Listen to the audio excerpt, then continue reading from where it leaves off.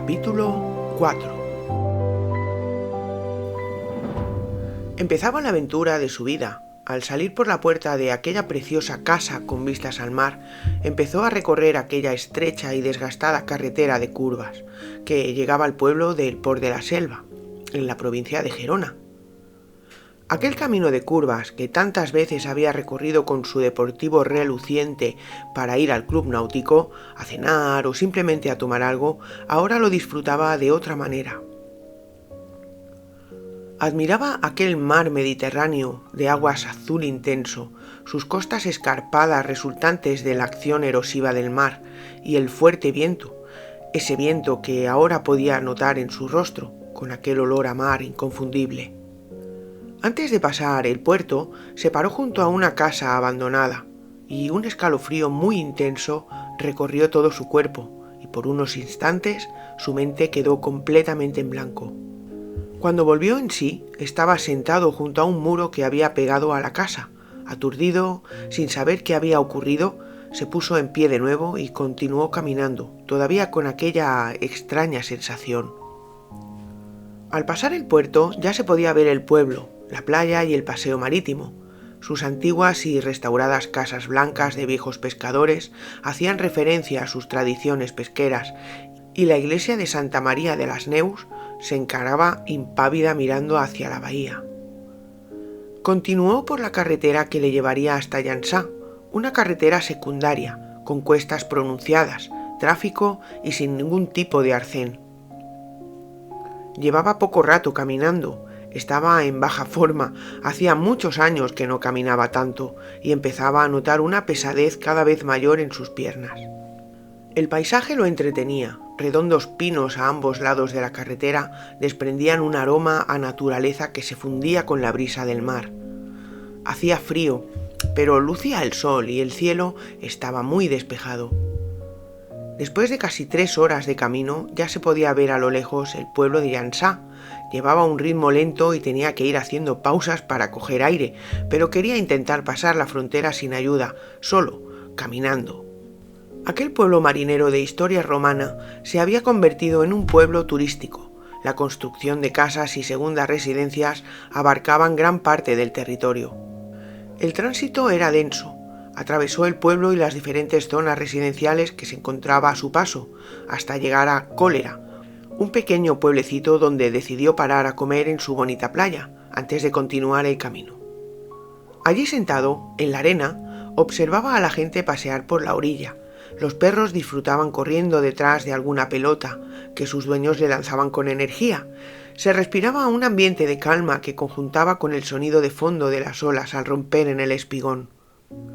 Le esperaba un duro trayecto por una carretera árida y de pronunciadas curvas hasta llegar a Portbou, el último pueblo de Cataluña antes de pasar la frontera.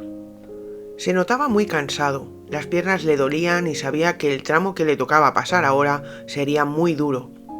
Con una tramontana que soplaba con violencia, había tramos en los que le costaba mantener el equilibrio. En las pausas que hacía cuando encontraba alguna piedra donde descansar sus doloridos pies, aprovechaba para admirar aquel maravilloso paisaje. Llevaba 5 horas caminando, le quedaba al menos otra hora más hasta llegar a Cerver, ya en Francia. Debía llegar antes de que anocheciera, al menos para poder buscar un sitio donde poder dormir. Tomó un camino alternativo a pie, entre las montañas que dividían la frontera para así ahorrarse muchos kilómetros de asfalto y tránsito, y por fin, a lo lejos, pudo ver el pequeño pueblo francés. Sería su primera parada en territorio extranjero. Al llegar, se encontró con un cuidado pueblecito de coloridas casas bajas, con estrechas calles y una pequeña playa de azules y cristalinas aguas. Continuó caminando por la carretera que bordeaba la costa, hasta que vio un camino de tierra que se adentraba en un pequeño bosque de pinos, cerca de los acantilados, y decidió que allí pasaría su primera noche. Buscó un lugar resguardado entre arbustos que le frenara el viento helado y desplegó su saco de dormir. Sabía que con él no pasaría frío alguno, era de los mejores del mercado y estaba preparado para temperaturas polares. Así que una vez cerró la cremallera, pudo contemplar aquel cielo que estaba completamente estrellado, como jamás antes lo había visto.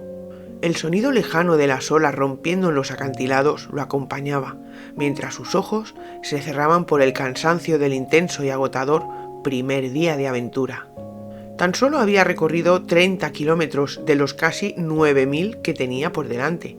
Los siguientes 24 kilómetros debería atravesarlos entre inacabables carreteras solitarias y montañas que no se lo pondrían nada fácil.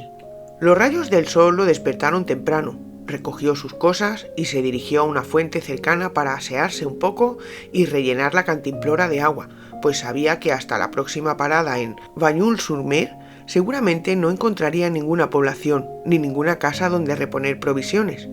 Antes de partir, cogió su diario en blanco y empezó a llenarlo de sensaciones y experiencias vividas durante aquel primer día de trayecto. Con ampollas en los pies y un dolor que le recorría todo el cuerpo, respiró hondo y continuó su camino con una gran sonrisa y muy motivado. Durante más de 2 largas horas anduvo por caminos de tierra, entre bosques y pronunciadas montañas. Cada vez le costaba más avanzar, hacía frío y su mente empezaba a lanzarle dudas de aquel duro y complicado viaje, pero a lo lejos ya divisaba las casas repartidas entre los campos de viñas, y eso le animó. Ya en la entrada del pueblo predominaban las típicas casas de piedra antigua de 2 plantas, mezcladas con chalets modernos y de nueva construcción. Al atravesarlo y al llegar a la playa, por un momento tuvo la sensación de volver a Lloret de Mar, un pueblo pescador de la costa de Gerona. Aquel paseo ajardinado, lleno de árboles, de bares y terrazas con vistas al mar, era casi calcado. Aquel lugar, a pesar del frío y del cansancio que ya arrastraba, consiguió arrancarle una nostálgica sonrisa. Su próximo destino era Port Vendrés, donde debería llegar en aproximadamente 1 hora y media, y allí pararía a comer algo de lo que llevaba en su mochila. Después de descansar sentado en un banco y trazando la ruta del próximo destino, volvió a emprender el camino hasta Coyura. Llegaría allí en aproximadamente 1 hora, y si sus cálculos no le fallaban, tendría tiempo de visitar la tumba del gran poeta Antonio Machado, que murió allí durante su exilio, o quizás algún monumento interesante de la zona, para después buscar de nuevo un lugar donde pasar la noche. Eran casi las 5 de la tarde y empezaba a anochecer. Caminando entre aquellas calles repletas de bloques de pisos, entremezclados con árboles plantados en sus aceras, dio con la estación de autobuses.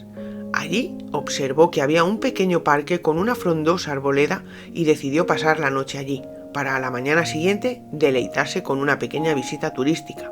El canto de los pájaros que se posaban en los árboles del parque lo despertaron, y la gente que pasaba por allí lo miraba con desconfianza. Buscó de nuevo una fuente para asearse y reponer agua. Le quedaba poca comida y el dolor en todo el cuerpo se intensificaba cada vez más, así que aquella mañana se la tomaría de descanso y aprovecharía para visitar la tumba de Machado y el Castillo Real, este último desde fuera, porque para poder entrar en su interior había que pagar. Al llegar al cementerio, entre los nichos y las antiguas tumbas, buscó la del conocido poeta. La tumba, repleta de flores, banderas y velas, cubrían prácticamente su totalidad. Tan solo se asomaba una placa con estas palabras: «Y cuando llegue el día del último viaje, y al partir la nave que nunca ha de tornar, me encontraréis a bordo ligero de equipaje, casi desnudo, como los hijos de la mar». Antonio Machado, 1875-1939. En aquella tumba estaba uno de los mejores poetas de la historia, enterrado junto a su madre de 85 años, que murió 5 días después que él, en el exilio, huyendo de una estúpida guerra. Al salir del cementerio se dirigió hacia el Castillo Real, una impresionante fortaleza de altas murallas defensivas que databa del siglo VII y que solo pudo contemplar desde el exterior. Siguiendo el paseo marítimo se llegaba hasta una de las iglesias más importantes del lugar, Notre-Dame des Anglais, una sencilla parroquia del siglo XVII de modestas dimensiones, pero cuya ubicación al borde del mar entre 3 playas la hacía prácticamente única, de estilo gótico meridional, de una sola nave y con un ambiente romántico que te envolvía al traspasar sus puertas. En su interior destacaba, sobre todo, el retablo del altar mayor de estilo barroco y obra del maestro catalán Josep Sunyer. Ya era mediodía, así que decidió quedarse en una de aquellas tranquilas calas para descansar y comer un poco. Su próximo destino sería Argelès-sur-Mer, a tan solo 6 kilómetros y 1 hora de camino. Al llegar, se encontró con una pequeña ciudad de veraneo. Su crecimiento se había duplicado en los últimos años y se expansionaba en todas direcciones, creando lugares residenciales con campos de golf para los más adinerados y barrios de casas idénticas repartidas en ordenadas calles. Apenas se veía gente, tan solo algún anciano sentado en algún banco o saliendo de algún pequeño comercio. El cansancio era cada vez mayor, se notaba el estómago vacío por la poca ingesta de alimentos que había hecho en comparación con el desgaste físico que llevaba. Necesitaba descansar, así que buscó un lugar donde hacer parada, comer alguna cosa y escribir en su diario, y a la mañana siguiente continuar hacia su próximo destino, Perpiñán. Después de caminar un buen rato buscando algún lugar tranquilo y poco transitado, fue a parar a un callejón con un par de casas y que tenía un desvío hacia un camino de tierra que se adentraba en un pequeño bosque de pinos. Allí encontró un rincón para aposentar su saco de dormir, escribir 4 letras y descansar hasta el día siguiente. Una mano fría lo despertaba por la mañana. Sobresaltado se despertó de golpe sin saber tan siquiera dónde se encontraba. Cuando vio como una mujer de mediana edad le sonreía amablemente mientras sostenía una cesta. «Bonjour, monsieur», decía la amable señora sonriendo. Eric se incorporó y en un acto reflejo intentó arreglarse el pelo para parecer algo más presentable. «Bonjour, madame», le contestó Eric con una gran sonrisa. La mujer continuó hablando. «Disculpe que lo moleste. Ayer lo vi entrar en el bosque con su mochila y pensé que quizá estaba de paso, pero esta mañana al levantarme he comprobado que seguía usted aquí. Y me he tomado las molestias de prepararle algo de bollería caliente y un termo de café. Si no son de su gusto, puedo ir a por otras», explicaba la dulce señora mientras destapaba la cesta y dejaba ver los panecillos y croissants recién hechos aún humeantes. «Oh, muchísimas gracias, señora. Es usted muy amable. No sabe cuánto le agradezco este gesto. Llevo un par de días sin probar nada caliente y con este frío», contestó Eric con una gran sonrisa. «No eres de por aquí, ¿verdad?», preguntó la mujer. «No, señora, soy de Barcelona», contestaba Eric mientras devoraba uno de aquellos bollos calientes y bebía de aquel café tan aromático. «¿Y hacia dónde te diriges, joven? Si no es mucho preguntar», continuó la señora sin borrar aquella tierna sonrisa de su boca. «Pues me he hecho una promesa a mí mismo. Quiero llegar a la India caminando, viendo mundo, y espero que eso me ayude a encontrar mi camino en la vida», contestó Eric. «Oh, me parece una idea muy romántica y a la vez algo alocada, viendo los tiempos que corren sobre todo. Hace mucho frío y está a punto de ponerse a llover. ¿Por qué no entras en casa? Te presentaré a mi marido. Por cierto, me llamo Eliane», dijo la encantadora mujer. Yo soy Eric, encantado de conocerla, Eliane», contestó Eric mientras cargaba de nuevo con su mochila. La mujer lo acompañó hasta la entrada de la casa. Un jardín con un césped perfectamente cuidado y una piscina limpia y cristalina daban paso a una bonita casa de 2 plantas, pintada de rosa pálido. Antes de entrar, su marido salió sonriente a saludar. «Bonjour, monsieur», decía el hombre con energía. «Bonjour, monsieur», contestó Eric con la misma alegría que aquel desconocido pero amable señor. La mujer entonces los presentó. «Te presento a mi marido Jean-Paul, cariño. Este es Eric, el soñador», decía alegre Eliane, mientras le indicaba que pasara al interior. Entraron en la casa. Un recibidor abierto y una extensa sala de estar daban amplitud e iluminación natural a la casa, que tenía un estilo rústico y recargado, pero acogedor a la vez. La chimenea estaba encendida y desprendía ese aroma natural a invierno que provocaban los troncos quemados. Lo invitaron a sentarse en uno de los cómodos sofás y le ofrecieron otra taza de café junto a otra bandeja de panecillos y croissants. Mientras disfrutaba de aquel momento, charlaba amigablemente con Jean-Paul sobre su viaje y sus metas. Se le veía un hombre culto y educado. Las estanterías de la sala estaban repletas de libros y diferentes trofeos llenaban la repisa de la chimenea. Hablaba pausadamente y escuchaba con atención. Eliane lo invitó a quedarse a comer junto a ellos y se ofreció para lavarle la ropa y prepararle un baño caliente. Su marido Jean-Paul debía acercarse a Perpiñán a recoger un paquete y se ofreció a llevarlo hasta el centro de la ciudad. Después de un baño caliente y ropa limpia, Jean-Paul lo invitó a subir a su buhardilla para enseñarle su pequeño tesoro. Era ingeniero naval y ya estaba retirado, pero le encantaba construir maquetas de barcos y aviones. Mientras aquel ilusionado hombre le explicaba la historia de cada una de las maquetas, Eric observaba algo especial en su mirada. Era tan grande el valor sentimental de aquellos trozos de madera pegados con tanto cariño y dedicación que se preguntaba cómo era posible que algo con tan poco valor económico lo hiciera tan feliz. En su mundo bastaba con gastarse unos pocos euros y comprarlo ya montado. ¿Para qué perder el tiempo en aquello? Pero aquella ilusión, aquel entusiasmo, aquel brillo en sus ojos le hizo reflexionar. El valor de las cosas no es igual para todos. Saber valorar lo que tienes no es cuestión de dinero, porque hay cosas que el dinero no las puede comprar. Eric intentaba recordar algo que le hiciera sentir como aquel hombre.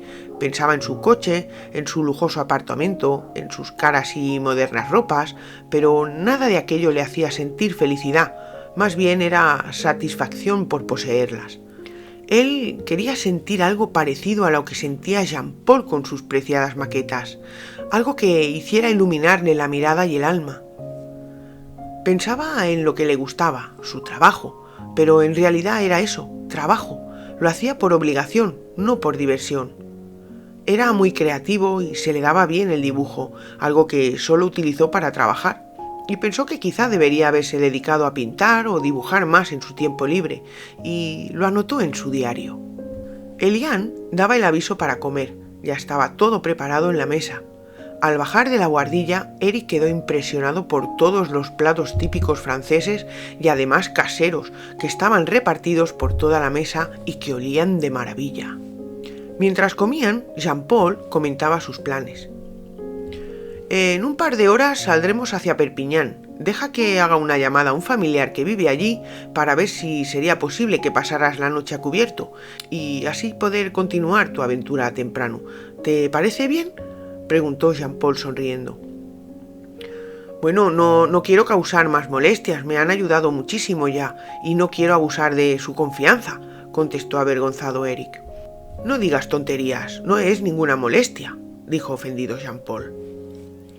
Mientras llamaba al familiar, Eliane le traía la ropa limpia y doblada para que volviera a guardarla en su mochila.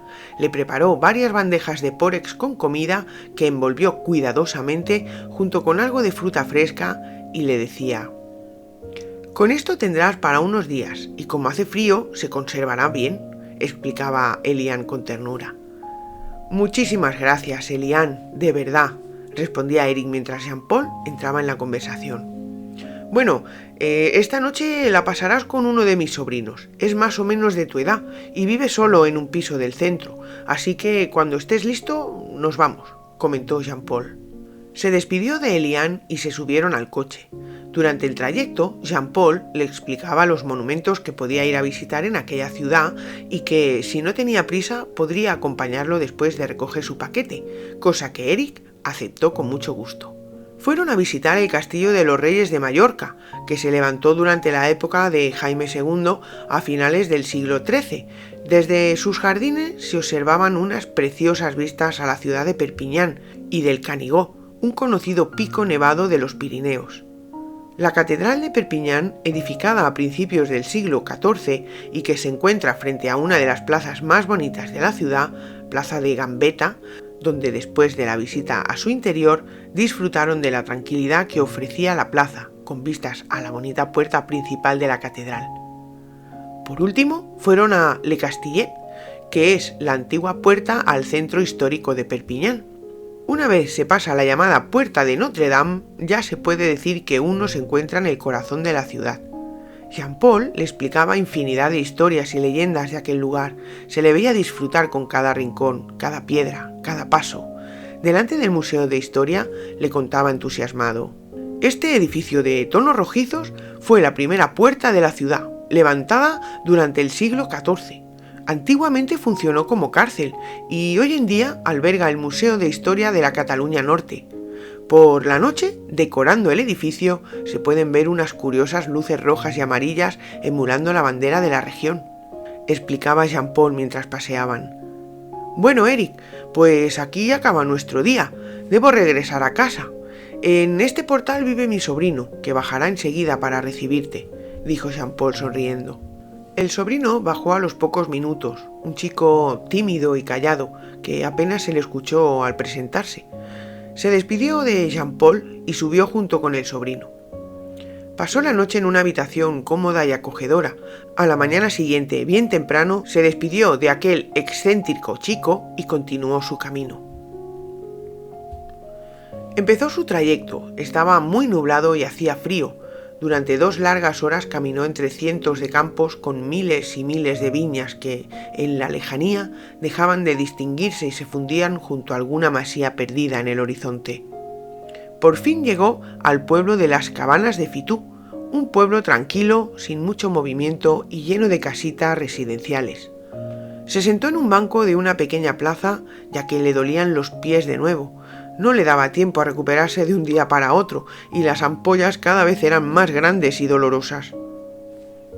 Mientras descansaba, sacó un papel de su bolsillo, que al desplegarlo hizo caer un billete de 20 euros que le había escondido Eliane. Pensó en guardarlo bien por si necesitaba utilizarlo en alguna ocasión, así que metió el billete en uno de los bolsillos secretos que tenía en su mochila.